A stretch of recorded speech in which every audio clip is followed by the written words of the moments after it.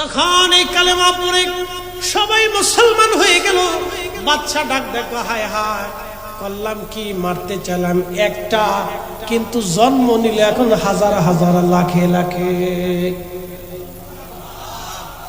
রাজা পৃথ্বীরাজ চিন্তা করেছিল খাজা বাবা আজমিরিকে তারাই দেই, কিন্তু না, খাজা বাবা আজমিরি একা কালেমা পড়ল 90 লক্ষ মুসলমান।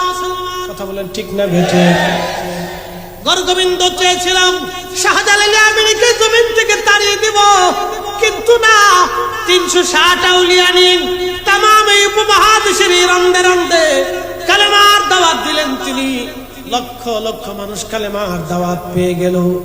শুধু কেউ নেরা না, 12 আউলিয়া, 360 আউলিয়া, উত্তরে দক্ষিণে পৃথিবীর যেখানে আল্লাহর ওলিরা গেলেন, রাজা বাদশারা সবাই চেয়েছিল ওলিদেরকে মিটাই দিব না, কিন্তু আল্লাহ ওলিদের উসিলায় কালেমা দিয়ে দিলেন। আমি মালদ্বীপে গেলাম, একদিনে একসাথে শেখ ইব্রাহিম ইস্কান্দারি রাহিমাহুল্লাহর হাতে মালদ্বীপের প্রত্যেকটা মানুষ আজ থেকে 400 বছর আগে কালেমা পড়ে মুসলমান হয়ে গেলেন। গেলাম মালয়েশিয়াতে, মালাক্কা সাগরের ভিতরে হুজুর গাউসে পাকের কলিজার টুকরা বেটা শেখ ইসমাইল সুলতান আরিফিন ইসমাইল বগদাদি আল হাসানি ওয়াল হুসাইনি রাহিমাহুল্লাহ ঘুমিয়ে আছেন। ওনার কারণে মালয়েশিয়ার রন্দে রন্দে কালেমার দাওয়াত পৌঁছে গেল। এইভাবে মারতে মারতে মারতে মারতে 20,000, একসাথে কোন আল্লাহু আকবার, 20,000 মানুষ সেই দিন আগুনের ভিতরে মরে, আগুনের ভিতরে ফালাইয়া 20,000 মানুষকে সেই দিন শহীদ করা হলো। 20,000 মানুষ এক দেখাতে কালেমা পড়ে নিল, ঈমান নিয়ে নিল, কবরে গেল। প্রিয় নবী বললেন, আল্লাহর মেহবুব নবী বললেন, সবার শেষে একজন নারীকে ধরে নিয়ে যাওয়া হচ্ছিল আগুনের দিকে। ওই নারীর কোলের মধ্যে ছোট্ট শিশু ধরে রাখা। মহিলা চিন্তায় পড়ে গেল, মহিলা নিজের সন্তান নিয়ে চিন্তায় পড়ে গেল, আমি মরে যাই, কিন্তু আমার বাচ্চাটা কে বাঁচবে, বাচ্চাটাকে কে বাঁচাবে?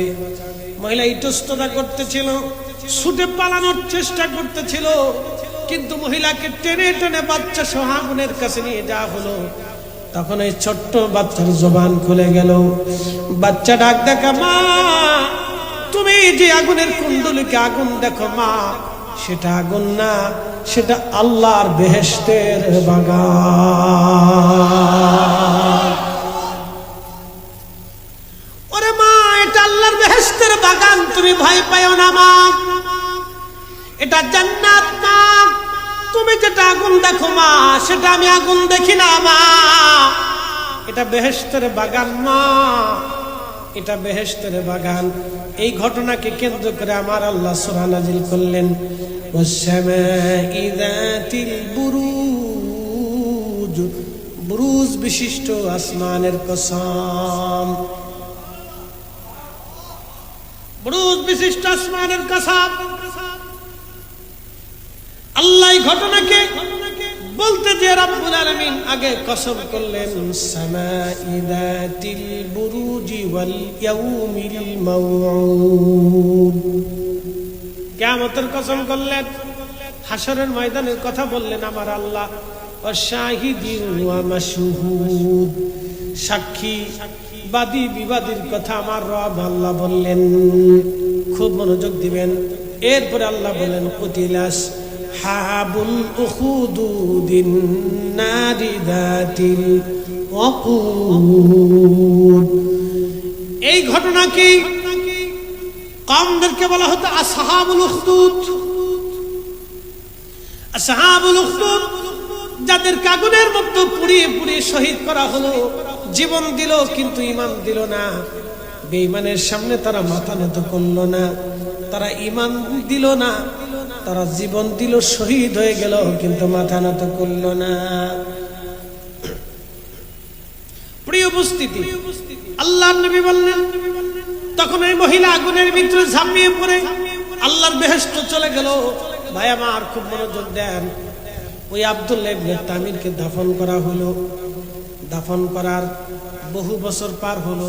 কত বছর? নবীজি দুনিয়াতে আসার 70 বছর আগের ঘটনা বলতেছি, বেশি দিন। প্রিয় নবী পৃথিবীতে আসার 70 বছর আগে, 50 বছর আগে হলো আসহাবুল ফিলের ঘটনা, আর 70 বছর আগে হলো আসহাবুল উখদুদের ঘটনা। দুই ঘটনাই কোরআনে লেখা হয়েছে, একটা সূরা বুরুজে, একটা সূরা ফিলে। মনে রেখে এই দুই ঘটনা ইয়ামানকে কেন্দ্র করে। এই জন্য নবীজি মাঝে মধ্যে বলতেন আল ঈমানু ফিল ইয়ামান, যদি ঈমান দেখতে চাও তো ইয়ামানের দিকে তাকাও। ওই ইয়ামানের ভিতরে ওয়াসাল কারনী রাদিয়াল্লাহু আনহুর জন্ম। একসাথে বলবেন না মারহাবা। ইয়ামানিদেরকে আমি পছন্দ করতে, ইয়ামানি সাদর পছন্দ করতে। আপনি আরবে গেলে দেখবেন ইয়ামানিদের ব্যবহার, আচার আচরণ খুব সুন্দর, খুব চমৎকার। ওদের হোটেলে গেলে খাইতে বললে ওরা আপনার সাথে হাসি খুশি দিয়ে খুব সমাদর করে খাওয়াবে। দোকানে কিছু কিনতে গেলে আপনারা হাসতে হাসতে খুব আদর করতে করতে আপনাকে বিক্রি করবে। ওরা খুব চমৎকার ব্যবহার, খুব সুন্দর ব্যাপারই আমাদের। তো মনোযোগ দেন, যেদিকে ফিরে যাচ্ছি, তো ইয়ামানকে কেন্দ্র করে দুইটা ঘটনা কোরআনে আছে, ফিলের ঘটনা আর একটা বুরুজের ঘটনা। আহলুস সুন্নাত ওয়াল জামাত আগেও ঠিক, এখনো ঠিক, কিয়ামত পর্যন্ত ঠিক। আহলে সুন্নাত ওয়াল জামাত ছাড়া কোনো মা ওলির জন্ম দিতে পারে না। আহলে সুন্নাত ওয়াল জামাতের আকীদা ছাড়া দরবারে মুস্তাফাতে কারো মঞ্জুরিয়াত হতে পারে না। আহলে সুন্নাত ওয়াল জামাতের আকীদা ছাড়া কোন মায়ের পেট থেকে আল্লাহর ওলির জন্ম হতে পারে না, কোন মুজাদ্দিদ হতে পারে না, কোন কুতুব হতে পারে না, কোন আবদাল হতে পারে না, কোন আউলিয়া হতে পারে না। কথা বলেন ঠিক না?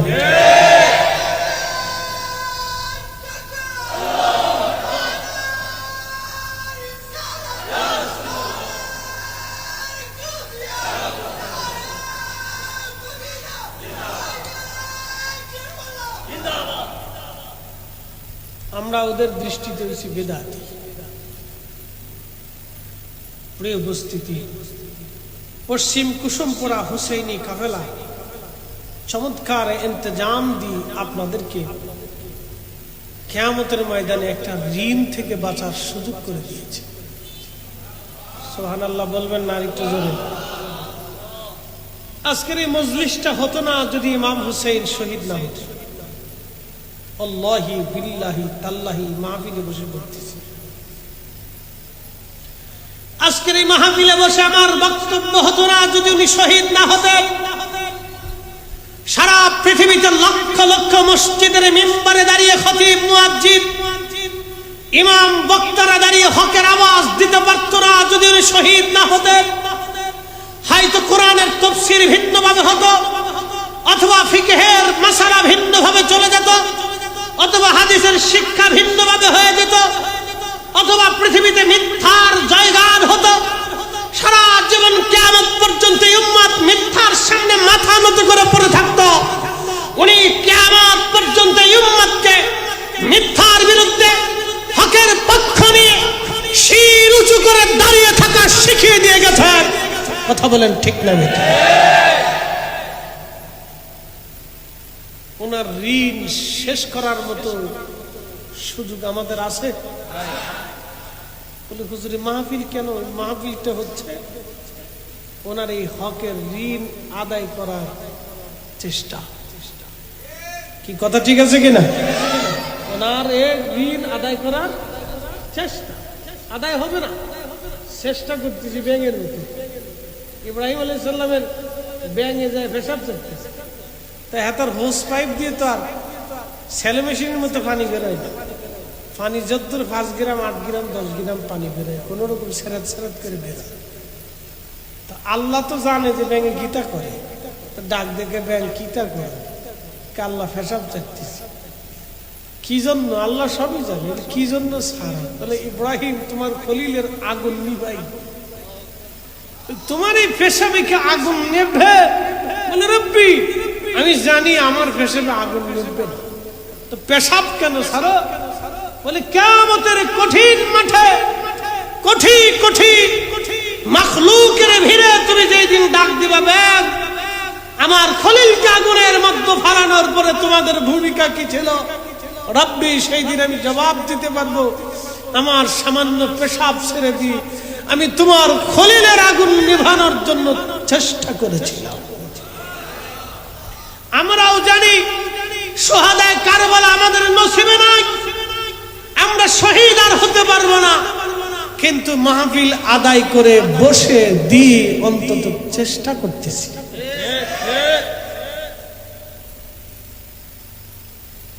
এই জন্য এটা আমাদের চেষ্টা। এই জন্য কুসুমপুরা হুসাইনিয়া কাফেলা একটু হক আদায় করার চেষ্টা করতেছে। শোনেন, বাংলাদেশে হাজার হাজার গ্রাম আছে, 68,000 গ্রাম আছে। কয়টা গ্রামে শুহাদায়ে কারবালার স্মরণে ওনাদের জন্য দোয়া করা হয় আমাকে একটু বুঝান তো।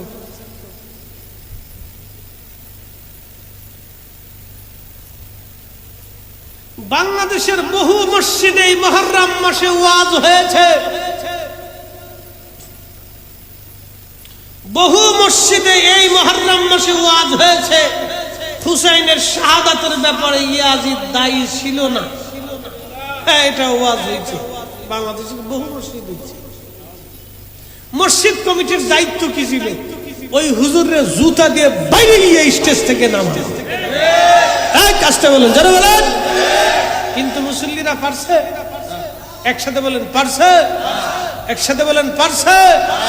যার নানার দেওয়া দিন, যার নানার দেওয়া কালেমা, যার নানার দেখানো ঈমান, যার নানার দেওয়া কোরআন, যার নানার দেওয়া শরীয়ত, যার নানার দেওয়া ইসলাম, যার নানার দেওয়া দিন কালেমা পেয়ে মসজিদ পেয়ে, যার নানার দেওয়া মিম্বার পেয়ে, ওই মিম্বরে দিয়ে রহমতের নবীর নাতির বিরুদ্ধে যারা কথা বলে, রহমতের নবীর দুশমনের পক্ষে যারা কথা বলে, সেই সমস্ত খতিবরা ইমামরা ওই মসজিদে বহাল তবিয়ত রাখে, তার মানে বোঝা গেল ওই মসজিদের মুসল্লি আর কমিটি সবকটাই ইয়াজিদের অনুসারী। এই কথা যখন আমরা বলি তখন তোমরা বেদাতি, আমরা বেদাতি বানাচ্ছি, তোমরা বেদাতি মাজার খুঁজে, তোমরা দিনের বুঝো কি? আমরা দিনের কিছু বুঝি না, সব বোঝা উন্ডাই বুঝে, বুঝতে পারছেন? আমরা দিনের কিছু বুঝি না। সোরের মার বড় গলা একটা কথা বলে না, কি কথা কর না কেন? সোরের মার অবস্থা। মাকালের ফল দেখতে ভালো, উপরে লাল নীল ভিতরে কালো। মাকাল ফল চিনি না? চট্টগ্রামে কি জানো? খাইন্দে ফল, কাইন্দে ফল, কাইন্দে ফল, যেটা সিলেটেও খাইন্দে ফল, আর ফরিদপুরে মাকাল ফল। মাকালের ফল দেখতে ভালো, উপরে লাল নীল ভিতরে কালো। ওরে সারা জীবন এমনি গেল দয়াল, খাইতে আমরা পারলাম না। যার ভিতরে নাই রসুলের প্রেম, তার সাথে ভাব রাইখো না।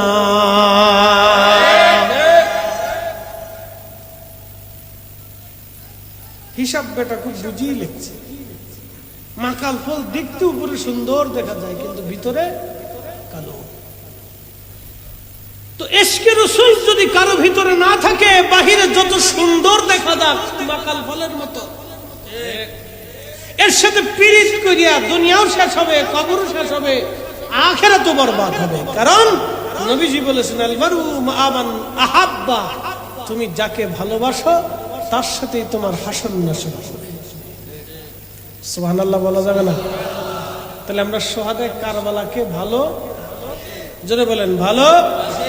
তাহলে আমরা আশা করি হাসর নাসর ওনাদের কদমে হবে। কি কথা ঠিক আছে কিনা? আশা আছে না? আশা ছাড়বেন কি? আশা ছেড়ে দিবেন কি? ডরায়েন না, আশা ছেড়ে দেন। বলে ভালোবাসেন বিধাই তো ইন্তজাম করছে, বলে ভালোবাসেন বিধাই তো বসে আছেন। কেন আপনাদের মতো তো আরো হাজার হাজার মুসলমান রাস্তা দিয়ে ঘুরতেছে, বেহুদা বিষয় দিচ্ছে, টেলিভিশন দেখতেছে, চা খাচ্ছে, গল্প গুজব করতেছে, দুনিয়ার কাজে ব্যস্ত হয়েছে। আল্লাহ ভালোবাসে বিধায় আপনারা আজকে হুসাইনের মহাব্বতের মাহফিলে বসাইছে। আল্লাহর দয়া। প্রিয় উপস্থিতি, খুব মনোযোগ দিবেন। কোরআন শরীফ থেকে আমি একটা সূরা বুরুজ তেলাওয়াত করেছি, তারই ধারাবাহিকতায় আমি আপনাদেরকে আজকে একটা ঘটনা শোনাবো। হযরত রাসূল করিম আল্লাহর প্যারা মেহবুব নবীজি সাল্লাল্লাহু আলাইহি সাল্লাম বলেন, আমার উম্মতেরা রে, পূর্ব জামানাতে ইয়ামান দেশের একজন রাজা ছিল। এই রাজার রাজ দরবারে একজন জাদুকর ছিল। জাদুবিদ্যার মাধ্যমে বিভিন্ন কাজ সে হাসিল করে সে রাজাকে সাহায্য করত। আগে দেখবেন হিন্দুদের রাজ দরবারে বড় বড় জাদুকর ছিল, এখনো দেখবেন হিন্দুদের কাছে বড় বড় জাদুকর আছে। ওরা তন্ত্র মন্ত্র সাধনা করে। দেখবেন হিন্দুদের ভিতরে নাগা সাধু আছে, ল্যাংটা সারা জীবনই ল্যাংটা থাকে, জীবনে কাপড় পরে না। আছে ল্যাংটা সাধু। একটারে সাংবাদিকদের জিজ্ঞেস করলো, আপনি কত বছর কাপড় পরেন? 40 বছর কাপড় পরেন। বলে কি করতেছেন? ভগবান খুঁজতেছি। কি বুঝলেন আপনারা? বেটা সারা জীবন ল্যাংটা হয়ে ভগবান তালাশ করতেছে। কি তা ভগবানের ভগবান, ল্যাংটার কাছে ভগবান দেখা দেয়, বুঝতে পারছেন? পাগলের সুখ মনে অনেক, রায় তুলি তারা। এই ল্যাংটা সাধুর সামনে দেখি একজন প্রধানমন্ত্রী মোদী উহুত হয়ে পড়ে রয়েছে। এত বড় একটা দেশের প্রধানমন্ত্রী ল্যাংটার সামনে দিয়ে একবারে ল্যাংটু বরাবর শব্দ। আমি দেখে হাসতে পারছি না, আমি বেড়াও কি পাগল হয়ে গেল। ল্যাংটার সামনে ল্যাংটু বরাবর শব্দ করতেছি, যা বুঝতে পারছি। আমাদের দেশের মিয়া সামনে তো কদিন মন্দিরের সামনে খাড়ায় কদিন লাঠি সুটা নিয়ে পাহারা দিচ্ছে। কি কথা কর নাকি? সুবিধাবাদ জিন্দাবাদের বাংলা, বুঝতে পারছেন? বাংলাদেশের পাবলিক কেমন, পাবলিকের পাবলিক, বৃষ্টি যেদিকে ছাতায় দিক দিয়ে ঘুরে যায়। শোনেন, ইসলাম নিরাপদ হলো অলিদের কাছে। কি কথা কর নাকি? ইসলাম নিরাপদ কাদের কাছে? একসাথে বলেন, কাদের কাছে? ইসলাম নিরাপদ ছিল অলিদের কাছে, আছে অলিদের কাছে, থাকবে ইসলাম নিরাপদ অলিদের কাছে। কথা বলেন ঠিক না বেটা? আমরা যত বেদাতি সেদাতি জানবে তাই করি, ও ছাতা আমাদের কিছু আসে যায় না, আমরা বুঝি।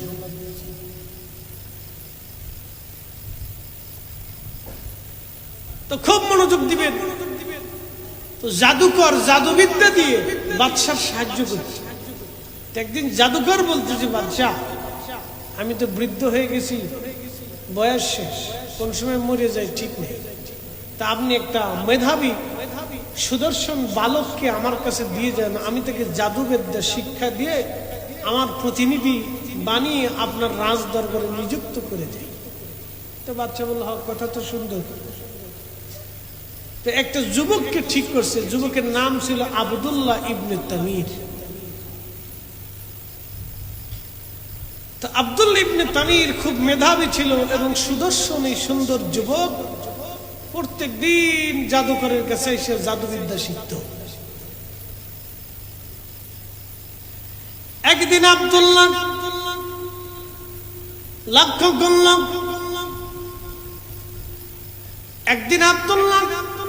লক্ষ্য করতেছে রাস্তা দিয়ে যাওয়ার সময় একটা গির্জা দেখা যায়। এই গির্জার ভিতরে বসে বসে একজন পাদ্রী কিসের যেন দাওয়াত দেয়, কি কথা যেন বলে। বহু মানুষ তার গির্জার মধ্যে বসে বসে পাদ্রীর কথাগুলি শোনে।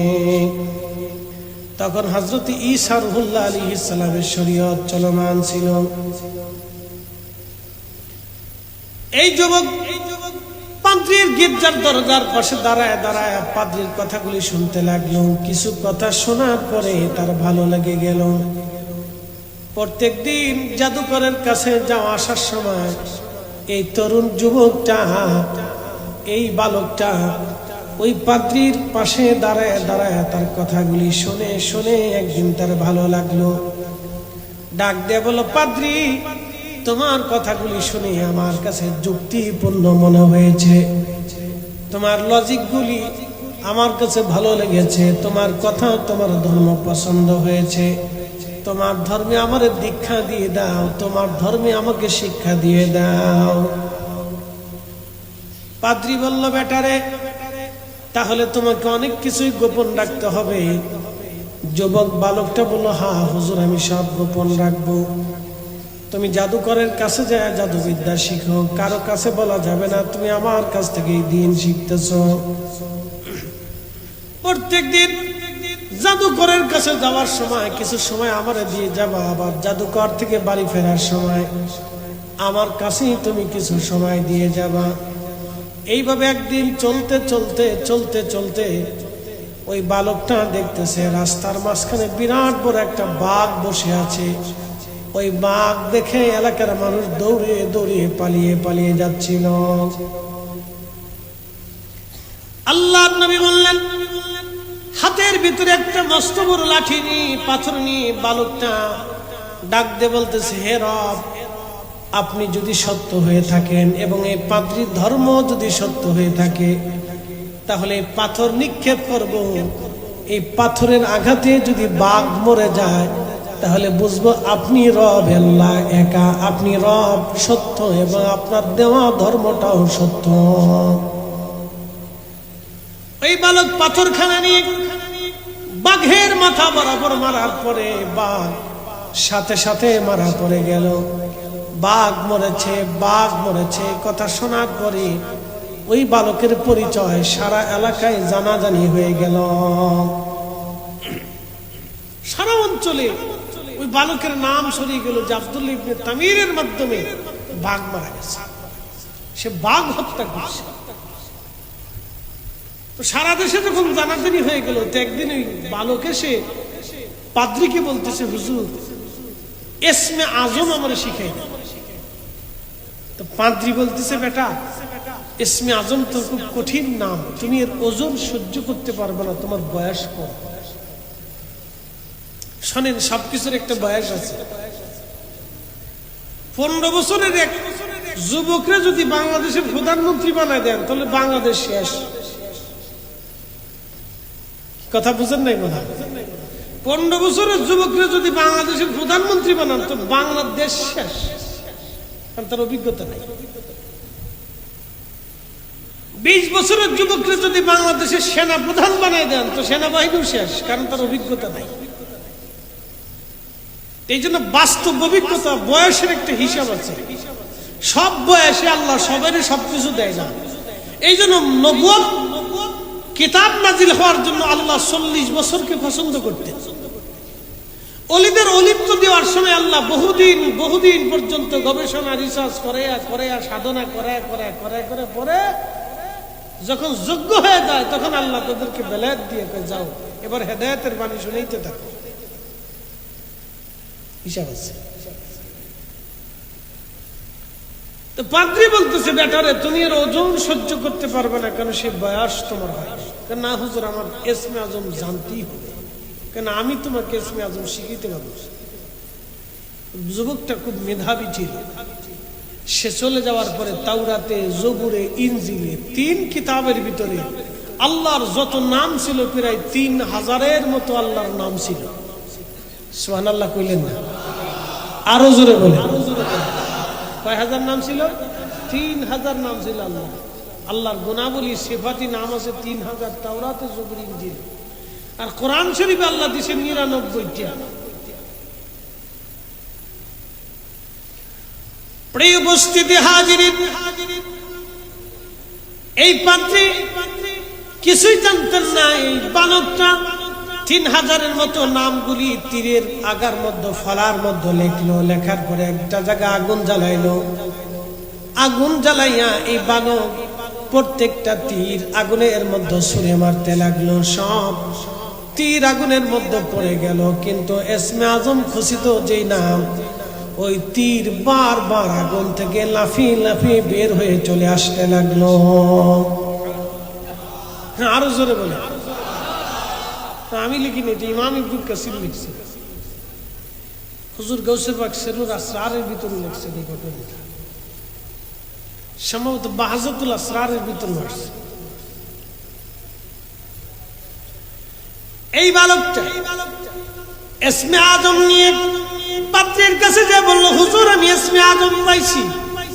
পাত্রী বলল, বেটা রে, ইসমে আজম যেহেতু পাইছো, তাহলে তোমাকে একটা ওসিয়ত করি, যদি কোনোদিন তুমি বিপদে পড়ে যাও তাহলে তুমি কিন্তু আমার নাম বলবে না, আমার পরিচয় বলবে না, আমাকে তুমি গোপন রাখবে। তখন ওই বালক বলল, হ্যাঁ হুজুর আমি আপনাকে গোপন রাখবো, চিন্তা নাই। কিন্তু পাদ্রী বুঝতে পেরেছে এই ছেলে ইসমে আজমের ওজন ধরে রাখতে পারবে না।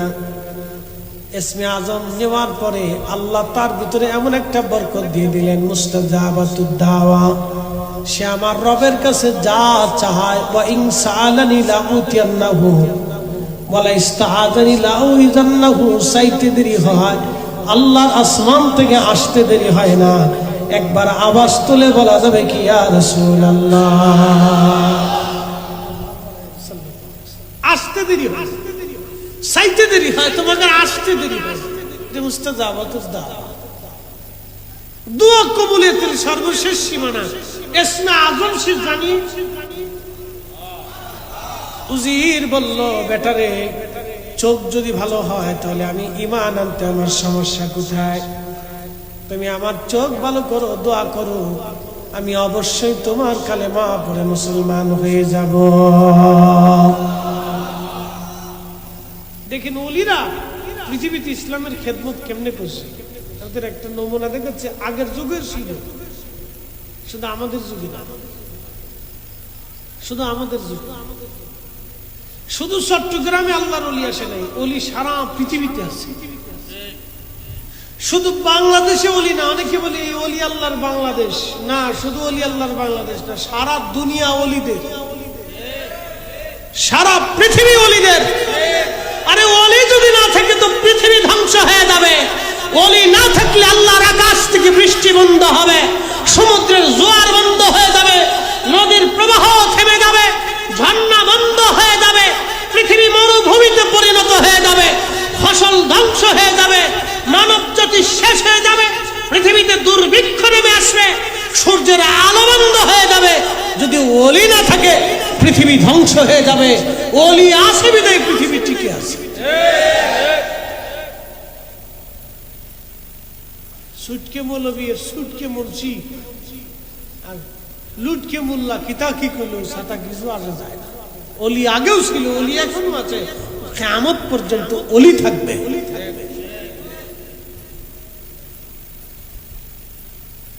খুব মনোযোগ দিয়ে আব্দুল্লাহ ইবনে তামিম দোয়া করলেন, চোখ ভালো হয়ে গেল, উজির কালেমা পড়ে মুসলমান হয়ে রাজ দরবারে ফিরে গেল। তো বাদশা বলতেছে, উজির চোখ কেমনে ভালো হলো? বলে আল্লাহ ভালো করছে। জোরে কর, কে ভালো করছে? এ বাচ্চারা, চোখ ভালো কে করছে? জোরে বলো বাচ্চারা, জোরে বলো, কে ভালো করছে? হ্যাঁ ঠিক আছে, না ওদেরকে শিখেই তো, তাওহীদ বুঝেই তো, সালাত বুঝেই তো, বুঝতে পারছেন? প্রত্যেকটা বাচ্চা মায়ের কোল থেকে শিখে, পরিবেশের মাধ্যমে শিখে। আপনি বিদ্যা যত শিখান, বিদ্যা শিখাইলে মানুষ হয় না, যদি বিদ্যা শিখাইলে মানুষই হয়তো, তাহলে সচিবের মা, প্রফেসরের মা, মাস্টারের মা, কানাডান প্রবাসীর মা মহিলার 7 দিন ঘরের মধ্যে পৌঁছে গেছে, সন্তানরা জানেই না যে মা মহিলার শেষ হয়ে গেছে। কি কথা কন না? লেখাপড়া করলে মানুষ মানুষ হয় না, মানুষ মানুষ হয় পরিবার, সমাজ, রাষ্ট্রের মধ্যে, পরিবেশের মধ্যে। আপনি যাই দেখেন ইউরোপিয়ান মেয়েরা ছোটকাল থেকে হাফ প্যান্ট পরতে পরতে ওইরকমই বড় হয়েছে। আমাদের মেয়েদেরকে ইউরোপে নিয়ে যদি বলেন হাফ প্যান্ট পরে পড়তে পারবে? পারবে না, কারণ ও ওইভাবে পরিবেশে বড়, হাফ প্যান্ট পরতে পারবে। বুঝতে পারছেন? কিছু কিছু মেয়েরা দেখবেন ও উন্না ছাড়াই রাস্তা দিয়ে ঠেং ঠেং ঠেং ঠেং ঠেং ঠেং করে হাঁটতেছে। আমার কিছু পরিবারের মেয়েরা আছে মরে যাবে তো বুরকা ছাড়া রাস্তায় বেরোবে।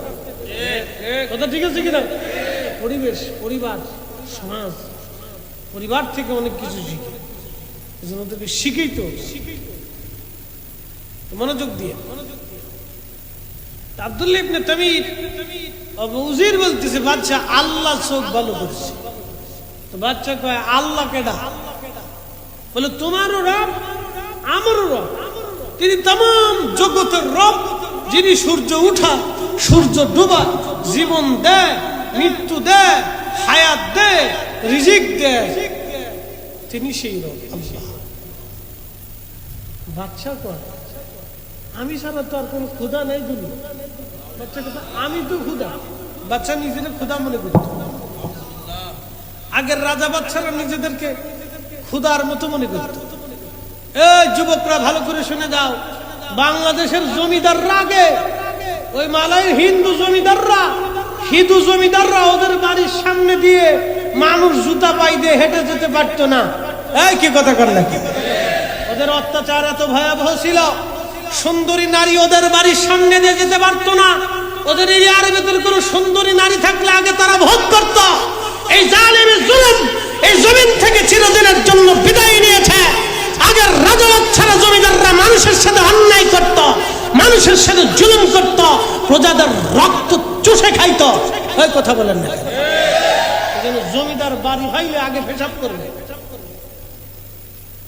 জমিদার বাড়ি দেখলে আগে যে একটু পেশাব করে, তোর বাড়ি পেশাব করে দিয়ে গেলাম। তোরা মানুষের রক্ত চুষে খেয়েছিস, তোর বাড়ি একটু পেশাব দিয়ে গেলাম।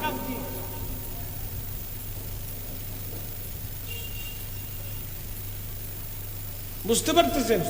জমিদাররা মুসলমানদেরকে গরু কুরবানি করা তো দূরের কথা, বাড়ির সামনে দিয়ে জুতা পাই দিয়ে হাঁটতে দিত না। ওরা এখন ভারতে একটু মাথা ছাড়া দিয়ে উঠছে, দেখেন মুসলমানদেরকে ধরে পিটাচ্ছে। সেদিন দেখলাম এই ভারতের উত্তরপ্রদেশ না বিহারে যেন 3 মহিলা গরু গরু রান্না করছে, মহিলা ধরে নিয়ে চলে গেছে। গরু রান্নার অপরাধে মহিলাদেরকে ধরে নিয়ে বাস জেলখানায় হাজতের ভিতরে ঢুকাই দিচ্ছে। বুঝতে পারছেন? আমাদের দেশে হিন্দুরা তো মার্কলের মধ্যে ঘুমায়। কি কথা কর না, মার্কলে ঘুমায় না? আমাদের দেশে শত শত হাজার হাজার হিন্দু শিক্ষক আছে না? কোনদিন কোন মুসলিম ছাত্র যায় বলছে যে তুই বেটা হিন্দু, আমি তোর কাছে পড়বো না? বলছে? আমার ঘরেই তো আমার মেয়েদেরকে হিন্দু ইংরেজি টিচারে ওদেরকে ইংরেজি শিখায়। কোনদিন তো আমি বলি নাই যে আপনি হিন্দু, আপনি আমার ঘরে ঢুকতে পারবেন না। সে আসতেছে, সে পড়াচ্ছে, সে বলতেছে যার যার ধর্ম সে পালন করে, সমস্যা কি? করতেছে, সে তার ধর্ম পালন করে। আমি তো সাম্প্রদায়িকতা করি নাই, আমি একজন আলেম, এত বড় বক্তা, কোরআন হাদিস শিখার পরও তো আমি আমার দরজা থেকে তাকে বের করে দিই। আর ওরা ভারতে একটু পয়সা করি হয়েছে, এখন একটু অস্ত্র শস্ত্র হয়েছে, সৈন্যবাহিনী হয়েছে, পারমাণবিক বোমা দুটো বানাইছে। হ্যাঁ, মোদি আসার পরে মনে করছে আমরা বিশ্ব জয় করে ফেলেছি। আরে বেটা, ওরা জানে না 800 বছর ধরে আমরা এই উপমহাদেশ শাসন করেছি। আমরা সেই জাতি, আমরা খাজা বাবা আজমিরের জাতি, আমরা সেই মুসলিম জাতি, আমরা সেই সুলতান মাহমুদ গজনবীর বংশধর। এই কথা বলেন না? যদি আমরা অত্যাচার করতাম আর জুলুম করতাম, তাহলে এই জমিন থেকে মূর্তি পূজা, আগুন পূজা, মাছ পূজা, পাথর পূজা মাটির সাথে মুসলমানরা মিশিয়ে দিতে পারত।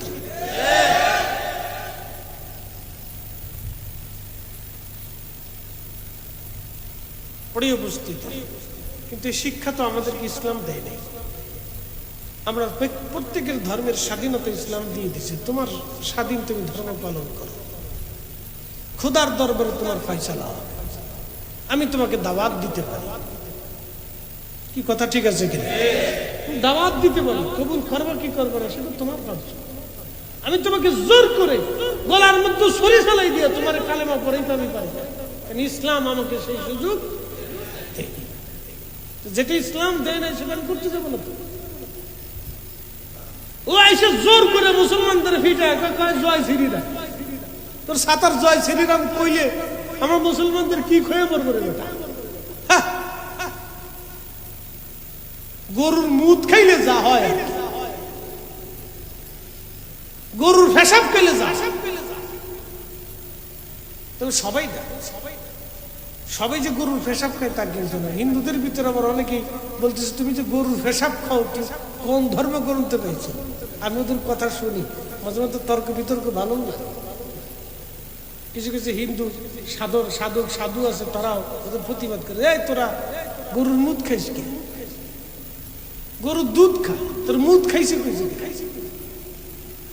আবার এক সাধুরে দেখতেছে, সে বলতেছে গরু যদি তোদের মা হয় তাহলে পরে গরুর বাছুর তোর ভাই হবে। এই কি কথা করলে? হিন্দু সাধু তো খারাপ কিছু বলে না, হ্যাঁ আবার যুক্তি দিয়ে বলছে, তাহলে গরু যদি মা হয় তাহলে বাছুর তোর ভাই হবে, তাহলে ভাইরা তুই তোর ঘরের ভিতরে নিয়ে আদর করে খাওয়াবি, তোর ভাই তোর তাহলে গোয়াল ঘরে থাকে কে? তোর ঘরে থাকবে। কি কথা করলে? বেটা কি খারাপ কিছু কইছে? যুক্তিপূর্ণই তো বলছে। তো মারে যদি মা হয় তার গলার ভিতর রশি নিয়ে তুই গোয়াল করে হান্ডে রেখছিস কে? তোর বিছানার ভিতরে না তোর মারে ঘুম পাড়াবি। কি কথা করলে? জোরে বলে। যুক্তি কথা তো আছে। এইটা কইয়া মুসলমানদেরকে মাইরে পিটাইয়া সারা ভারতের ভিতরে একটা অশান্তি করছে, সেই ভাগটা বাংলাদেশে হয়েছে। বছরের পর বছর আমরা একসাথে বসবাস করতেছি, একসাথে বাজার করি, কত হিন্দুর দোকানে বইসে কাপড় কিনি, মিষ্টি খাই। কি কথা কর না? আমাদের কোন বক্তা আজও পর্যন্ত কোনোদিন বলছি যে হিন্দুর দোকান থেকে মিষ্টি কিনো না? বলছি কোনোদিন? আমাদের ওয়াজে আছে কোনোদিন বলছি ওদের দোকান থেকে কাপড় কিনো না, ওদের সাথে ব্যবসা বাণিজ্য করে না? কোনোদিন বলছি আমরা? এটা আমার ইসলাম শিখাই নেই তো, আমার ইসলাম এটা শিখাই নেই। আমি যেটা শিখাই নেই সেটা বলবো কেন? খুব মনোযোগ দেন, মূল আলোচনায় চলে। এই উজির আজম বলতেছে আল্লাহ ভালো করছে, তাহলে বাদশা আমি ছাড়া আবার খুদা কেডা? তোরে কেডাই শিখাইছে? কে শিখাইছে? আমার যুবক আব্দুল্লাহ ইবনে তামির শিখাইছে, যারে জাদু শিখাইতে দিচ্ছে। হ্যাঁ মেয়েটা তো ভালো জাদু করে দিচ্ছে রে। আচ্ছা ডাক দে। আব্দুল্লাহ ইবনে তামিরকে ডেকে নিয়ে যাওয়া হলো। প্রিয় নবী বলতেছেন আব্দুল্লাহ ইবনে তামিরকে ডেকে নিয়ে যাওয়ার পরে আব্দুল্লাহ ইবনে তামির, বাদশা বলল, বেটারে তুমি তো সুন্দর জাদু শিখেছ। আব্দুল্লাহ ডাক দিয়ে বলল, বাদশা জাদু শিখি নাই, এটা আমার আল্লাহর কালাম। তখন বাদশা বলে, ব্যাপার কি? তুমি এই ধর্ম কোথা থেকে শিখেছ? বলে পাদ্রী থেকে শিখেছি। ধরে আনো পাদ্রীকে। পাদ্রীকে ধরে আনার পরে পাদ্রীকে বেঁধে রাখা হলো, শুলে চড়ানো হবে। পাদ্রী, এই ধর্ম কি ছেড়ে দিবা? পাদ্রী বলে, না, জীবন যাবে ঈমান যাবে না, জীবন যাবে ঈমান যাবে না। একবার আওয়াজ তুলে বলা যাবে আল্লাহু আকবার। তেলের গাড়ি তেলে চলে,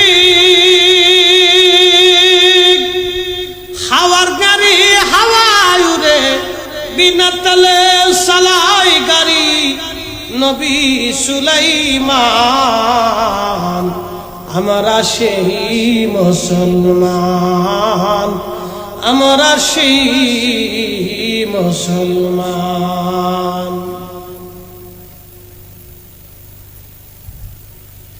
মনোযোগ দিয়ে শুনবেন। পাদ্রী গলার মাথার উপরে কোনাত চেপে ধরলো। বাদশার লোকেরা বলো কালেমা সারবি? বলে না। তাহলে তোমাকে কোনাত দিয়ে চিরে চিরে ফেরে ফেলা হবে। পাদ্রীর মাথা থেকে কোনাত দিয়ে ফেরে ফেরে ফেরে ফেরে পুরা শরীর দ্বিখণ্ডিত করে তাকে শহীদ করা হলো। পাদ্রী জীবন দিল কিন্তু ঈমান দিল না। বাদশা বলল, যুবক আব্দুল্লাহ, বালক আব্দুল্লাহ, তুমি কি ধর্ম ছাড়বে? বালক বলল, বাদশা এটা কখনোই হতে পারে না, এই ধর্ম আমি কখনোই ছাড়ব না। বালককে বলা হলো, তাহলে তাকে শুলের মধ্যে চড়াও। শুলের মধ্যে চড়াইয়া তার বুক লক্ষ্য করে তীর ছুঁড়ে মারা হলো। যতগুলি তীর তাকে মারা হলো, সবগুলি তীর তার বুকের সামনে থেকে সরে সরে জমিনে মাটির মধ্যে পড়ে যেতে লাগলো। একটা তীর তার বুকের মধ্যে বিঁধে যায় নাই। জোরে বলা যাবে সুবহানাল্লাহ। একটা তীরও ঢুকলো না। বাচ্চা বলল, তাকে পাহাড়ে নিয়ে যাও। বাচ্চা ডাক দিয়ে, বালক রে, তোর বুকের মধ্যে তীর কেন ঢুকে না? কে তোকে বাঁচায়? বালক ডাক ডাকে, বাচ্চা আমার রব, আমার আল্লাহ আমাকে বাঁচায়। ঠিক আছে, তাহলে তারে পাহাড়ের উপরে নিয়ে যাও। পাহাড়ের উপরে সৈন্যরা নিয়ে গেল পাহাড় থেকে ফেলে দেওয়ার জন্যে। পাহাড়ের চূড়াতে নিয়ে যখন তাকে ফেলে দিবে, ভূমিকম্প হয়ে রাজার সৈন্যরা পাহাড় থেকে পড়ে মারা গেল। ওই বালক হেঁটে হেঁটে আবার রাজ দরবারে আসছে। রাজা ডাক ডাকা, বালক কে তোমাকে বাঁচাইলো? বালক ডাক ডাকা, রাজা আমার রব, আমার আল্লাহ আমাকে বাঁচাইছে। কখনো তোমাকে যদি ভুলি, হেদায়েতের আলো জেনে নিয় কাছে তুলি। কখনো তোমাকে যদি ভুলি, হেদায়েতের আলো জেনে নিয় কাছে তুলি। ঠাই দিও প্রিয়তম অগমহিয়ান, তুমি রহমান, তুমি মেহেরবান। অন্ধ গাহে না শুধু তোমারি গুণগান, অন্ধ গাহে না শুধু তোমারি গুণগান। বুঝেও বুঝে না তবু শান, তুমি রহমান, তুমি মেহেরবান। সালাতুন ইয়া রাসূলুল্লাহ,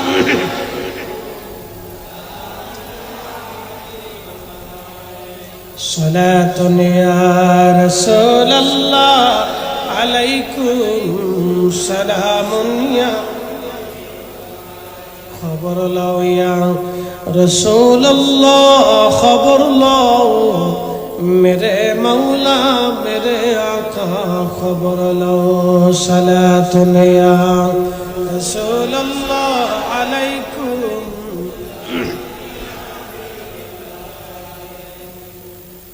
এ ভাইরা আমার, তখন এই পাত্রিক এই যুবককে বালককে বলা হলো, তাহলে তাকে নিয়ে যাও, সাগরের মধ্যে ছেড়ে দাও। সাগরে নিয়ে যাওয়া হলো। বর্তমান ইয়ামান সাগরের ভিতরে তাকে নিয়ে যাওয়া হলো। সাগরে নিয়ে যে গভীর সাগরে যখন রওনা করা হলো, ঝড় তুফানে নৌকা ডুবে গেল, জাহাজ ডুবে দেখ রাজার সৈন্যরা মরে গেল। অলৌকিক ভাবে এই বালকটা সাগর থেকে বেঁচে আবার রাজ দরবারে ফিরে আসছে। রাজা ডাকতে বলতেছে, বালক কে তোমাকে বাঁচাইলো? বলে, আমার আল্লাহ আমাকে বাঁচাইছে। ভাইজান, তখন এই রাজা ডাকতে বললো, বালক রে তুমি কি মারা যাবে না? তোমাকে কি মারা যাবে না? বালক ডাক ডাকা, রাজা আমাকে মারা যাবে, কিন্তু একটা শর্ত আছে। বলে, শর্ত কি? তামাম ইয়ামানবাসীদেরকে তুমি একটা বিরাট বড় প্রান্তরে মাঠের মধ্যে জমা করবা। মাঠের মধ্যে জমা করার পরে শুলের মধ্যে তুমি আমার চড়াইয়া বেঁধে নিয়ে তোমার হাতে তীর নিয়ে বিসমিল্লাহি রাব্বি হাদাল গোলাম বলে তুমি তীরখানা আমার বুকের দিকে ছুঁড়ে দিবে। এই তীরখানা যদি আমার রবের নামে তুমি ছুঁড়ে দাও, তাহলে অবশ্যই আমি শহীদ হয়ে যাব। যত সময় আমার রবের নামে তীর ছুঁড়ে না মারবা, তত সময় পৃথিবীর কোন শক্তি আমাকে মারতে পারবে না। একবার আওয়াজ তুলে বলা যাবে আল্লাহু আকবার। শোনেন, প্রত্যেক হাকিকতের হাকিকত আছে, রহস্য আছে, প্রত্যেক সৃষ্টির রহস্য আমি বুঝাইতেছি। আমি এই পর্যন্ত রাখলাম, পরের অংশে আসতেছি। কারবালা হয়েছে না? 10ই মুহররমে না হয়ে কি 11ই মুহররমে হইতে পারত না? 10 তারিখে হলো, রহস্য আছে। আশুরার দিনই কারবালার যুদ্ধ হলো কেন? 9 তারিখে হতে পারত, অন্য মাসে হতে পারত, অন্য দিনে হইতে পারত, রমজানে হইতে পারত, কুরবানির দিনে হইতে পারত, কিন্তু 10ই মুহররমে আশুরার দিনেই হলো কেন? রহস্য আছে। এই আশুরার দিনে নবী নূহ আলাইহিস সালামকে আল্লাহ নৌকা থেকে নামাইছে। সুবহানাল্লাহ কইলেন? সুবহানাল্লাহ কেন কইতেছেন বুঝাইতেছি। এখন প্রশ্ন করি, নূহ আলাইহিস সালাম কি আশুরার 10 তারিখে আল্লাহ নূহ থেকে নিলেন না নূহকে দিলেন? দিলেন। কিন্তু আশুরার 10 তারিখে আল্লাহ আমার নবী থেকে নিলেন। একসাথে কর না মারহাবা। রহস্য আছে না? হ্যাঁ রহস্য আছে। সাইয়েদুনা ইব্রাহিম আলাইহিস সালাম 40 দিন আগুনের ভিতরে, আগুন থেকে যেই দিন বের করলেন সেই দিন আশুরার 10। তাহলে ইব্রাহিম আলাইহিস সালাম থেকে কি আল্লাহ নিলেন না ইব্রাহিমকে দিলেন? কিন্তু এই আশুরার 10-এ আল্লাহ আমার নবী থেকে নিলেন। এটা হলো রহস্য। মুসা আলাইহিস সালাম নীল নদের সামনে, পিছনে ফেরাউনের বাহিনী, আল্লাহ বলেন হাতের লাঠি আঘাত করো। লাঠি আঘাত করলো, 12টা রাস্তা হয়ে গেল। ফেরাউন ডুবে মরল, মুসা আলাইহিস সালাম তার উম্মত নিয়ে পার হয়ে গেল। প্রশ্ন করি, এই দিনে কি আল্লাহ মুসা আলাইহিস সালাম থেকে নিলেন না মুসাকে দিলেন? কিন্তু এই দিনে আল্লাহ আমার নবী থেকে ইমাম হুসেইনকে, তার সন্তানদেরকে শাহাদাত দিয়ে আল্লাহ তার নবী থেকে এই আশুরার দিনে নিলেন। কথা ঠিক আছে কিনা? রহস্য বেদ আছে, হাকিকত আছে। আল্লাহ প্রত্যেকটা কাজের মধ্যে হাকিকত আছে। বলে কিভাবে? কোরআন থেকে বুঝাচ্ছি। ওয়াতাফাক্কারুনা ফি খালকিস সামাওয়াতি ওয়াল আরদ, আসমান ও জমিনের ভিতরে যাহা আছে তোমরা তাহা নিয়ে ফিকির করো, চিন্তা করো, গবেষণা করো। মুসলমানরা করে? করে না। মুসলমানরা মানকি জীবে বিড়িটা নেই, উক্কাটা কেমনে ফান বানাইবো এটা করে। কিন্তু সৃষ্টি নিয়ে গবেষণা করেন যে এটা দিয়ে আল্লাহ কি করবে। বাচ্চারা আমার দিকে দেখো, ছয় না বাবা, মুসল্লি বালা সামনের কাতারে বই রয়েছে। এটিতে ম্যানেজ করা বিরাট বড় কষ্ট। ছাগলের ছোট ছোট বাচ্চা আছে না, এটিতে ধরে রাখা যায় না, তুফান। গরুর ছোট ছোট বাচ্চা আছে, তুফান।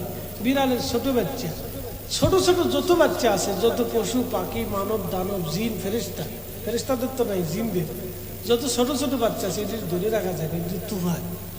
তো মানুষের আমাদেরও যারা বাচ্চা কাচ্চা আছে এটি ধরে রাখা যায় না, এটি তুফান। তুফান এটি যে বয়ে রয়েছে আমার 7 কপালের ভাগ্য। এটি তো বয়ে রয়েছে, এটা আমার ভাগ্য।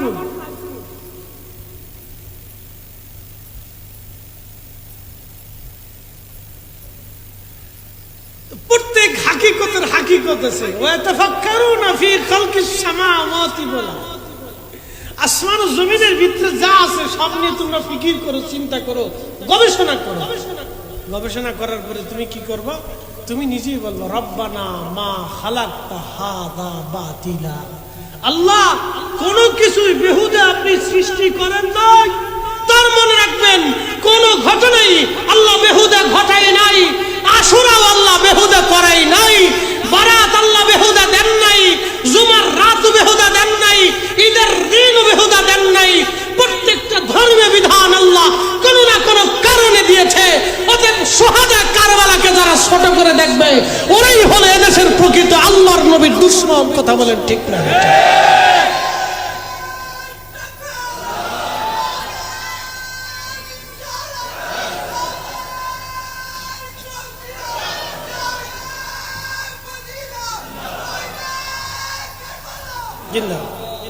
আল্লাহ আমাদেরকে সুহাদায়ে কারবালার মুহাব্বত দিয়ে দিলকে উজালা বানাই দিন বলেন আমিন। পৃথিবীর কারো কথায় কান দিবেন না, পৃথিবীর কোন মৌলবীর কথায় কান দিবেন না। মক্কার ইমামও যদি বলে সুহাদা কারবালা কিছু না, তো ইমাম তালাক। মনে রাখবেন পৃথিবীর সমস্ত আলেম যদি বলে কারবালা কিছু না, সুহাদা কারবালা কিছু না, তো পৃথিবীর সব আলেম তালাক। জোরে বলেন, জোরে বলেন। মনে রাখবেন ওনারা একদিকে, তাম দুনিয়া আরেকদিকে। ওনাদেরকে আমরা ভালোবাসি নবীর রক্তের কারণে। কথা ঠিক আছে কিনা? রসুলের রক্তের কারণে। সাহাবায়ে কেরাম আমাদের সর্বোচ্চ সম্মানের জায়গা। ওনাদের কোন বিষয়ে আমরা কলম ধরব না, কথাও বলবো না। কি কথা ঠিক আছে কিনা মনে রেখে, ওনাদের সম্মান অনেক ঊর্ধ্বে। যাদের প্রশংসা আল্লাহ নিজে কোরআন দিয়ে বলছে, জবান দিয়ে বলছে, তাদের বিরুদ্ধে কথা বলার দুঃসাহস আমাদের কলিজায় যেন কখনো না আসে। মনে রাখবে। প্রিয় উপস্থিতি হাজিরিন, মূল আলোচনায় ফিরে যাচ্ছি। এই যুবক এই তথ্য যখন দিল, বাদশা তখন তামাম ইয়ামানবাসীদেরকে ডাকলেন, ডেকে বিরাট বড় প্রান্তরে মাঠের মধ্যে জমা করলেন, শোলের মধ্যে চড়াইয়া।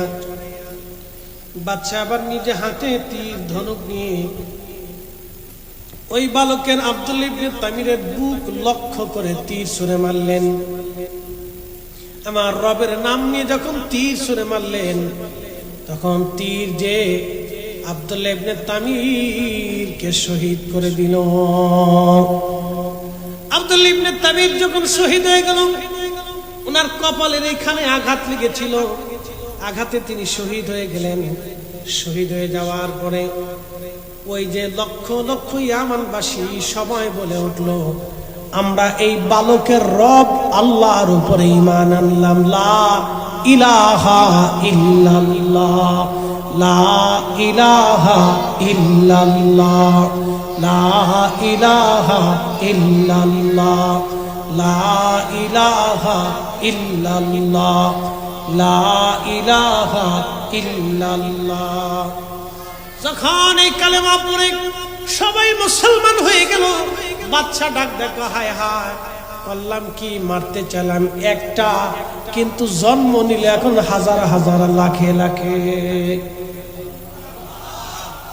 রাজা পৃথ্বীরাজ চিন্তা করেছিল খাজা বাবা আজমিরীকে তারাই দেই, কিন্তু না, খাজা বাবা আজমিরী একা কালেমা পড়ল 90 লক্ষ মুসলমান। কথা বলেন ঠিক না বেঠে? গরগোবিন্দ চেয়েছিলাম শাহজালাল আমিনীকে জমিন থেকে তাড়িয়ে দেব, কিন্তু না, 360 আউলিয়া নিন তামাম এই উপমহাদেশের রন্দে রন্দে কালেমার দাওয়াত দিলেন তিনি। লক্ষ লক্ষ মানুষ কালেমার দাওয়াত পেয়ে গেল। শুধু কেউ নেরা না, 12 আউলিয়া, 360 আউলিয়া, উত্তরে দক্ষিণে পৃথিবীর যেখানে আল্লাহর ওলিরা গেলেন, রাজা বাদশারা সবাই চেয়েছিল ওলিদেরকে মিটাই দিব না, কিন্তু আল্লাহ ওলিদের উসিলায় কালেমা দিয়ে দিলেন। আমি মালদ্বীপে গেলাম, একদিনে একসাথে শেখ ইব্রাহিম ইস্কান্দারি রাহিমাহুল্লাহর হাতে মালদ্বীপের প্রত্যেকটা মানুষ আজ থেকে 400 বছর আগে কালেমা পড়ে মুসলমান হয়ে গেলেন। গেলাম মালয়েশিয়াতে, মালাক্কা সাগরের ভিতরে হুজুর গাউসে পাকের কলিজার টুকরা বেটা শেখ ইসমাইল সুলতান আরিফিন ইসমাইল বগদাদি আল হাসানি ওয়াল হুসাইনি রাহিমাহুল্লাহ ঘুমিয়ে আছেন। ওনার কারণে মালয়েশিয়ার রন্দে রন্দে কালেমার দাওয়াত পৌঁছে গেল। এইভাবে মারতে মারতে মারতে মারতে 20,000 একসাথে কোন আল্লাহু আকবার, 20,000 মানুষ সেই দিন আগুনের ভিতরে মরে, আগুনের ভিতরে ফলাইয়া 20,000 মানুষকে সেই দিন শহীদ করা হলো।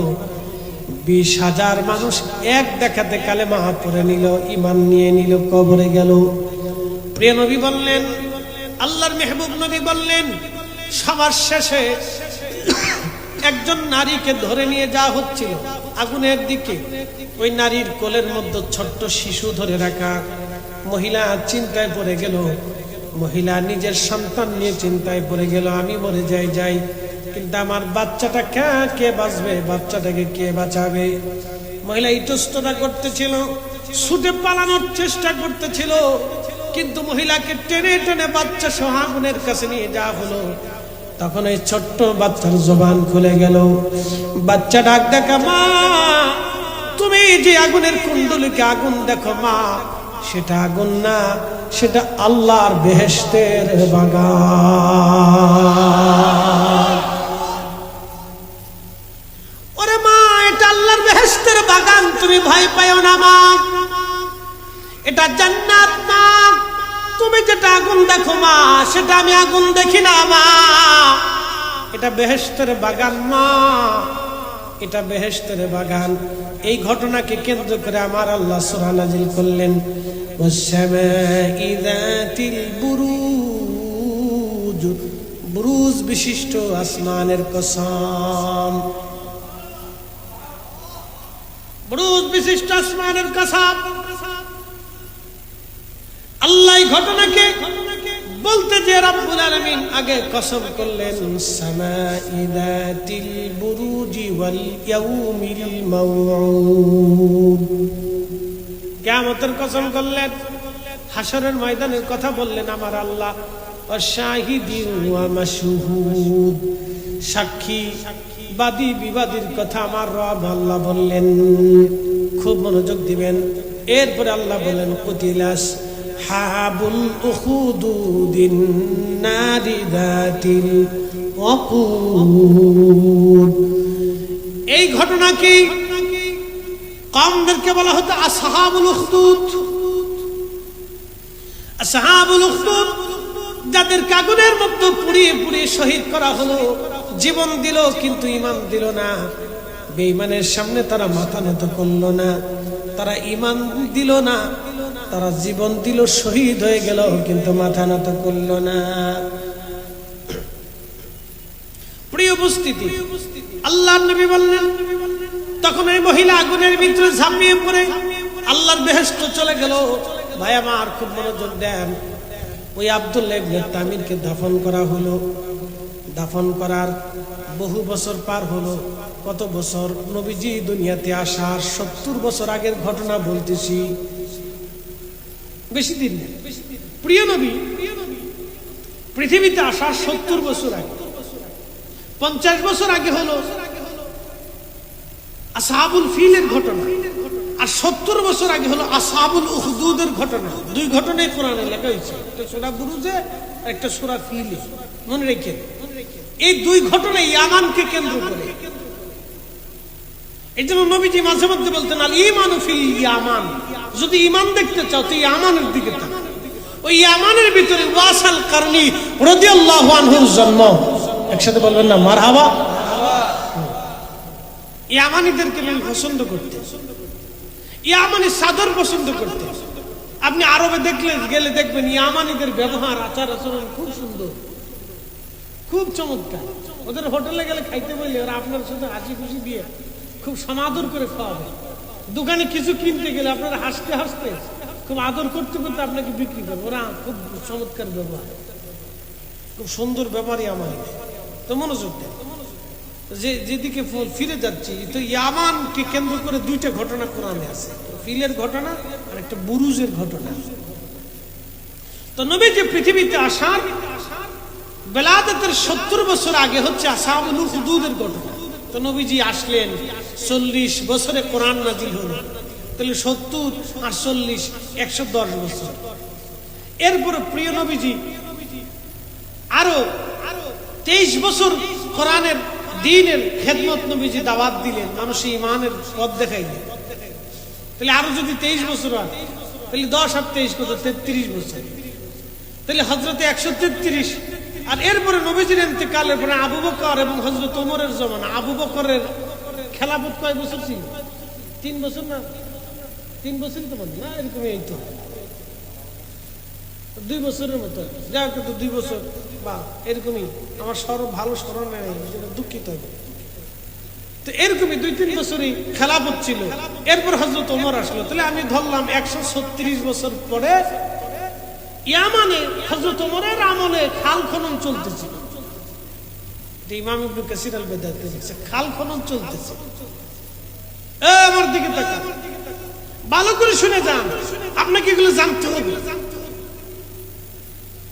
খাল খনন চলতেছে ঠিক এমন সময় সাহাবীরা যখন খাল খনন করতেছে, খাল খনন করার সময় মাটি উঠানোর পরে দেখে একটা তাজা লাশ মাটির নিচে। একসাথে জোরে জোরে জোরে জোরে হাত এইভাবে দিয়েছিল কপালের, এই যে এখানে তীরের আঘাত ছিল, এইভাবে হাত দিয়ে তাকে শুয়ে রাখা হয়েছে। তাজা লাশ, চোখ তাজা, চুল তাজা, দেহ তাজা, তার ত্বক তাজা, একসাথে কোন আল্লাহু আকবার। 136 বছর পরেও তার দেহ তাজা। লোকেরা সাহাবেরা পর্যবেক্ষণ করে দেখলো এটা সেই আসহাবুল উখদুদের আব্দুল্লাহ ইবনে তামিরের লাশ।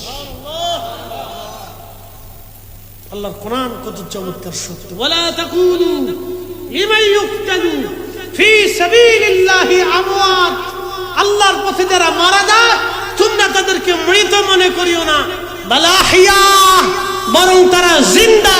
ওয়ালাকিন লা তাশউরুন, তোমরা বুঝো না। তাহলে আমাদের হুসাইন, আমাদের হাসান রওজা মুবারকে জিন্দা, শুহাদায়ে কারবালা রওজা মুবারকে জিন্দা, শুহাদায়ে উহুদ রওজাতে জিন্দা, শুহাদায়ে বদর রওজাতে জিন্দা, শুহাদায়ে মুতা রওজাতে জিন্দা, শুহাদায়ে খান্দাক রওজাতে জিন্দা। কথা বলেন ঠিক না বেঠে?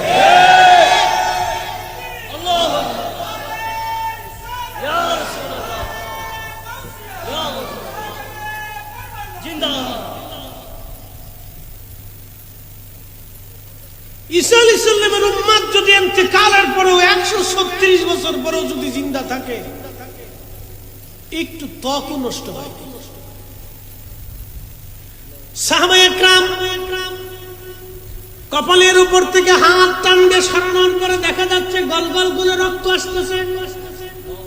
সুবহানাল্লাহ বলবেন না? কপাল বেয়ে বেয়ে রক্ত আসতেছে, তাজা তাজা রক্ত বের হয়ে আসে। সাহাবীরা আবার হাত ছেড়ে দিলেন। ওই হাত তার কপালে যে লাগলো, হাত কপালে লেগে গেল, রক্ত আবার বন্ধ হয়ে গেল। ওই অবস্থায় আব্দুল্লাহ ইবনে তামির 136 বছর ধরে মাটির নিচে, মাটিও খেলো না, পোকায় ধরল না। আহা, এটা আল্লাহর পথের প্রতীক হয়ে যারা শহীদ হয়ে যায়, এই জন্য অলিরা জিন্দা। কারণ অলিরা, অনেক অলিরা নিজেরা নফসের সাথে জিহাদ করে করে কবরে চলে গেছে। অলিরা নিজের নফসের সাথে জিহাদ করে করে কবরে চলে গেল। নফসে আম্মারার সাথে তারা জিহাদ করেছে। নফসে আম্মারার সাথে জিহাদ করে করে করে করে করে করে তারা বিজিত হয়ে নফসে মুতমাইন্নার অধিকারী হয়ে কবরে চলে গেল। এই জন্য আল্লাহ বললেন, ইয়া আইয়াতুহান নাফসুল মুতমাইন্না তুরজিই ইলা রাব্বিকি রাদিয়াতাম মারদিয়া ফাদখুলি ফি ইবাদি ওয়াদখুলি জান্নাতি।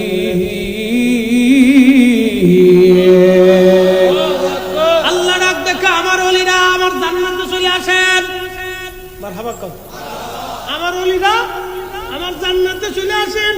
যে জান্নাতে আমার ওলিরা ঘুমায়, ওই জান্নাতে আপনি আসেন। এই জন্য আল কবরু রাউযাতুম মিন রিয়াজিল জান্নাহ, কোন কোন কবর আল্লাহ রওজা বানায় দেয়। এই জন্য আমরা শাহজালাল ইয়ামিনীর রওজার পাশে যায় বসি, ওনার জিয়ারতে দাঁড়ায়, ওনারে সালাম দেই। উনি আমাদেরকে দেখে, উনি আমাদের জিয়ারত শোনে এবং আমাদের জন্য উনি দোয়া করে। বারা আউলিয়া, হযরতে মুহসিন আউলিয়া, হযরতে গরিবুল্লাহ শাহ, মিসকিন শাহ, বদর শাহ আউলিয়া, এরকম যত ওলিরা জমিনে ঘুমিয়ে আছেন, সব ওলিদের মাঝে আমরা যাই, দোয়া করি। কারণ ওলিরা কবরে জিন্দা। একবার জোরে বলা যাবে কি মারহাবা? তারা আমাদেরকে দেখে। একসাথে বললেন, তারা আমাদেরকে দেখে, আমাদের জিয়ারত তারা শোনে, আমাদের সালাম তারা শোনে। এই জন্য তাদের কাছে দাঁড়াইলে আদবের সাথে দাঁড়াইতে হবে, একিনের সাথে দাঁড়াইতে হবে, মহাব্বতের সাথে দাঁড়াইয়া মহাব্বত নিয়ে তাদের জন্য দোয়া করতে হবে, ফাতিহা পড়তে হবে, দোয়া দিতে হবে, হাদিয়া পাঠাইতে হবে, দোয়া করবেন। ওনাদের উসিলা নিয়ে নিজের মাকাসাতগুলি রবের আদালতে পেশ করবেন। ওলির খাতিরে আল্লাহ আপনাকে ওই দরজা থেকে শূন্য পাঠাবে না। কারণ আপনার দাম না হলেও যিনি মাটির নিচে আছে তার দাম আছে। প্রশ্ন করি, জবাব দিবেন। মাটির নিচে যিনি গেছে, আপনার বুঝাই, আপনাদেরকে বুঝায়, স্বর্ণের টুকরা মাটির উপরে থাকলে কি বলে? স্বর্ণ। জবাব দেন, স্বর্ণের টুকরা রে মাটির উপরে থাকলে কি বলে? মাটির নিচে গেলে? জোরে কর, ডরেন না। মাটির নিচে গেলেও স্বর্ণ, মাটির উপরে থাকলেও স্বর্ণ। হীরকখণ্ড মাটির উপরেও হীরা, মাটির নিচেও হীরা। ওলিরা মাটির উপরে ওলি, মাটির নিচেও ওলি। কথা কর না, জোরে বলে। শহীদরা মাটির উপরে শহীদ, মাটির নিচেও শহীদ। নবীরা মাটির উপরেও নবী, মাটির নিচেও নবী। এজন্য আল-আনবিয়া ওয়া হিয়াউন, সমস্ত নবীরা জিন্দা। একসাথে কেন মারহাবা। এজন্য যদি কোনোদিন মদিনাতুল মুনাওয়ারাতে যান, তাহলে নবীজির রওজা মুবারকে আদবের সাথে সালাম দিতে হবে, কারণ আপনাকে বিশ্বাস করতে হবে আপনার নবী আপনাকে দেখতেছে। নজদি আপনি শিখে দেবেন কোনো কিছু নেই, শুধু সালাম দিচ্ছে। শয়তানের ঘরে শয়তান, সদ্য গোষ্ঠী বরবাদ, ওর জিন্দেগি বরবাদ। শুধু আপনাকে শিখে কিচ্ছু নেই, শুধু সালাম দিচ্ছি। আপনাকে বুঝতে হবে প্রত্যেক হাকিকতের হাকিকত আছে, প্রত্যেক মারিফতের মারিফত আছে, রহস্যের রহস্য আছে। প্রিয় উপস্থিতি, সাহাবায়ে কেরাম চিঠি লিখলেন হযরত ওমর রাদিয়াল্লাহু আনহুর কাছে, ইয়া আমিরাল মুমিনিন, এই 7 বছর পরে আব্দুল্লাহ ইবনে তামিরের লাশ ইয়ামানের মাটি খননের পরে পাওয়া গেছে। এখন আমরা কি করব? তার কি জানাজা পড়ব নাকি পূর্বাবস্থায় দাফন করব? হযরত ওমরের কাছে শুধু ইয়ামান থেকে চিঠি আসলো। চিঠি আসার পরে হযরত ওমর চিঠির উত্তর দিয়ে দিলেন, নেক বক্ত বান্দা, আল্লাহর মকবুল বান্দা শহীদ আব্দুল্লাহ ইবনে তামিরের লাশ তোমরা পূর্বাবস্থায় সুন্দর করে দাফন কাফন করে দাও, জানাজা পড়াইতে হবে না, যেহেতু সে আমাদের শরীয়তে না। তার জানাজা দেওয়া লাগবে না, যেইভাবে আছে তোমরা সম্মানের সাথে তাকে দাফন করে রাখো। আব্দুল্লাহ ইবনে তামিরকে দাফন করে দেওয়া হলো সম্মানের সাথে। 136 বছর পরেও তার লাশ অক্ষত জিন্দা। আমাদের হুসাইন এখনো জিন্দা, আমাদের শহাদায়ে কারবালা এখনো জিন্দা, আমাদের নবী এখনো জিন্দা। আল্লাহর মকবুল ওলি নফসের সাথে যারা জিহাদ করে, নফসে মুতমাইন্নার অধিকারী হয়ে যারা কবরে চলে যায়, তারা আল্লাহর কাছে জিন্দা। একবার আওয়াজ তুলে বলা যাবে কে মারহাবা। আল্লাহ আমাদেরকে ওলি হওয়ার তৌফিক নসিব করুন। আওয়াজ তুলে বলেন আমিন। সময় আর লম্বা করব না, অনেক রাত, দীর্ঘ রজনী। প্রত্যেক দিন আপনারা তাকরীর শুনবেন, প্রত্যেক নতুন নতুন ওলামায়ে কেরামের কাছ থেকে সুন্দর সুন্দর কথা আল্লাহ আপনাদেরকে শোনাবে। বেশি বেশি শোনার তৌফিক আল্লাহ দান করুন। জোরে বলেন আমিন। তো মাহফিলটা কি চলবে না বন্ধ হবে? কি আপনাদের ইচ্ছা দেখি চলবে? বিশ্বযুদ্ধ হলে, দুর্ভিক্ষ হলে, বন্যা হলে, মহামারী হলে কেন চলবে? হুসাইনের মহব্বতে চলবে, শহাদায়ে কারবালার প্রেমে চলবে, নবীর ইশকে চলবে। কথা বলেন ঠিক না? মিশর আল আজহার বিশ্ববিদ্যালয়ের পাশে ইমাম সুলতানে কারবালা ইমাম হুসেইন রাদিয়াল্লাহু আনহু মস্তক মুবারকের মাজার আছে, এখনো আছে। ওটা কিয়ামত পর্যন্ত থাকবে। পৃথিবীতে only 1% একজনই উনি যার জিয়ারত 2 জায়গায় চলে, যার জিয়ারত 2 জায়গায় চলে। 2 জায়গা থেকে ওলিরা হুজুত নেয়, 2 জায়গা থেকে বরকত আসে, 2 জায়গা থেকে সালামের জবাব আসে। কি ভাবলেন আপনি? এটা আশ্চর্য না? সেই ইয়াজিদের দল বুঝবে কি চাতা, ওর কপালে তো হেদায়েত নাই, ও খালি ফাঁকি মতেই দিয়ে পরের বাড়ি খেয়ে গেল, বুঝলো না ছাতা কিছু। কি কথা ঠিক আছে কিনা? ভালো করে শুনে দেহ মুবারকের মাজার হচ্ছে ইরাকের কারবালা। লক্ষ লক্ষ কোটি কোটি আশিক কিয়ামত পর্যন্ত যাবে। মস্তক মুবারকের মাজার হচ্ছে মিশর আল আজহার বিশ্ববিদ্যালয়ের পাশে। কোটি কোটি কোটি কোটি আশিক কিয়ামত পর্যন্ত 2 স্থানে ওনার জিয়ারত চলমান রাখবে। এক মস্তক মুবারকে, দেহ মুবারকে। 2 জায়গায় সালাম দিবে, 2 জায়গায় উত্তর আসবে, 2 জায়গায় জিয়ারত আসবে, 2 জায়গা থেকে বরকত পাবে। একই ব্যক্তি 2 জায়গায় জিয়ারত চলমান, 2 জায়গায় সালাম চলমান। তিনি সুলতানে কারবালা, তিনি শহীদে কারবালা, তিনি আওলাদে রাসূল, তিনি ইমামে মাকাম হুসেইন রাদিয়াল্লাহু তাআলা আনহু। অতএব ওনার শাহাদাতকে, ওনার ত্যাগকে, ওনার কুরবানিকে, ওনার জিহাদকে, ওনার সাধনাকে, ওনার শাহাদাতকে, ওনার সন্তান ত্যাগকে, ওনার এই যুদ্ধটাকে, ওনার এই আশুরার দিনটাকে যারা ছোট করে দেখবে, সবকটা ইয়াজিদের প্রেতাত্মা।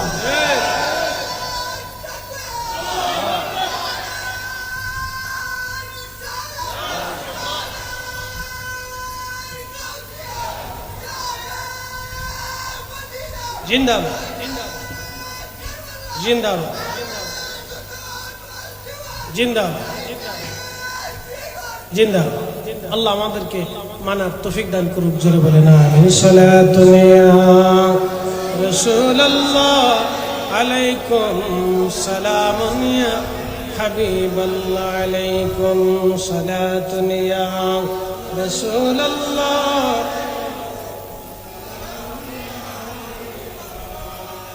হা সালাতুন ইয়া রাসূলুল্লাহ।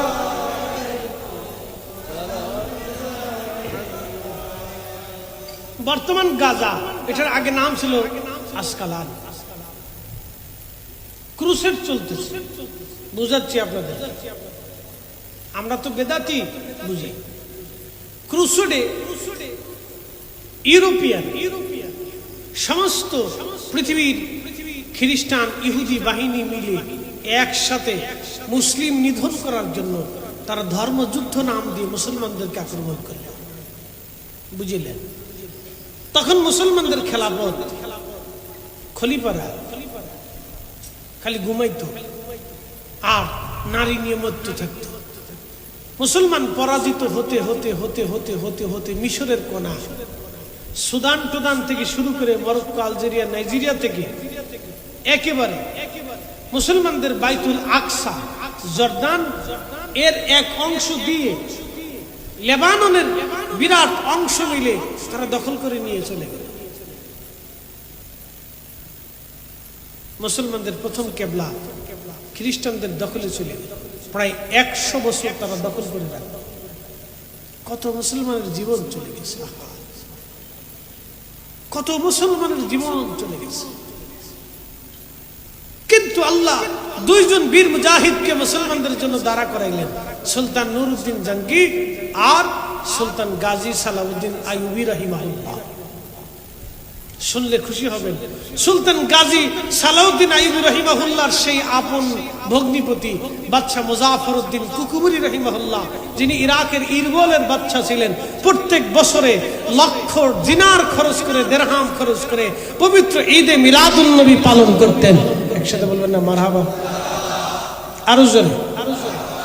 তাহলে বোঝা গেল বাইতুল আকসা যারা দখল করছে তারা মিলাদুন নবী পালন করত। আস্তে কোন কে?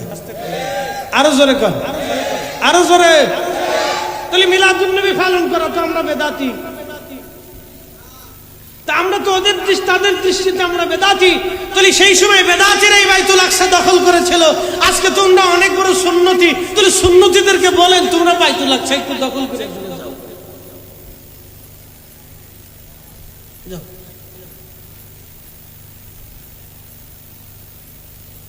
বুঝতে পারছেন?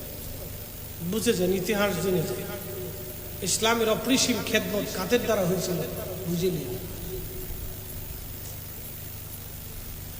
প্রিয় উপস্থিতি, হযরত ইমাম হুসাইন রাদিয়াল্লাহু আনহুর মাজার, পবিত্র মস্তক মোবারক আসকালানে খ্রিস্টানদের আওতার ভিতরে চলে গেল। মিশরের গভর্নর বললেন, আমরা থাকতে ইমাম হুসাইনের পবিত্র মস্তক খ্রিস্টানদের দখলে থাকতে পারে না।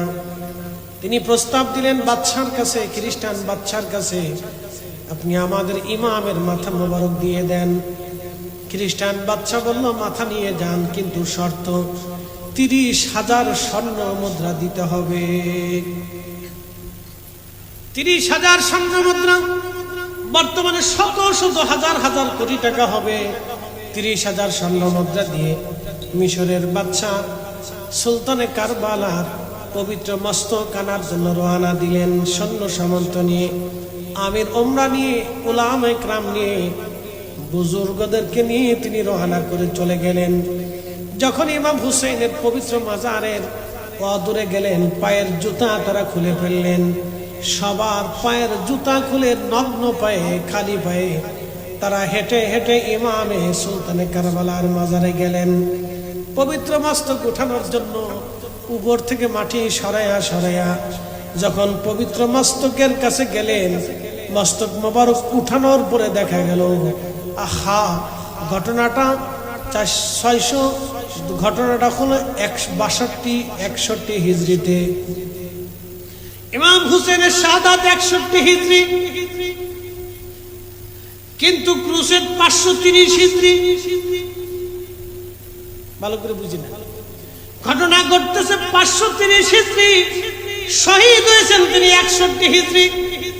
তার মানে 470 বছর পরে ইমাম হুসেন রাদিয়াল্লাহু আনহু শাহাদাতের 470 বছর পরে ওনার পবিত্র মাথা মোবারক উঠানোর জন্য যখন মাটি সরানো হলো, 470 বছর পরে দেখা গেছে ওনার পবিত্র মস্তক 470 বছর আগে যেমন 470 বছর পরে তেমনই আছে।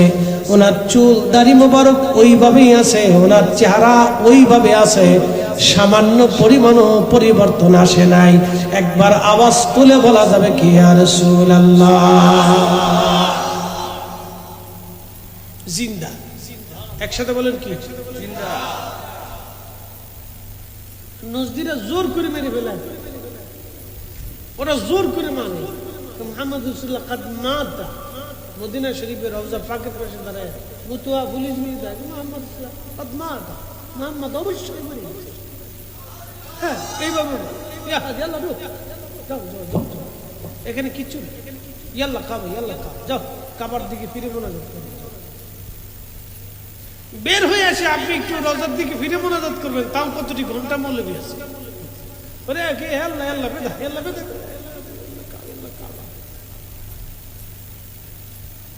আমি রওজা শরীফের দিকে দাঁড়ায় বিদায় লগ্নে খুব খারাপ লাগতেছিল যে মদিনা শরীফ থেকে চলে যাব, আর কোনোদিন আসার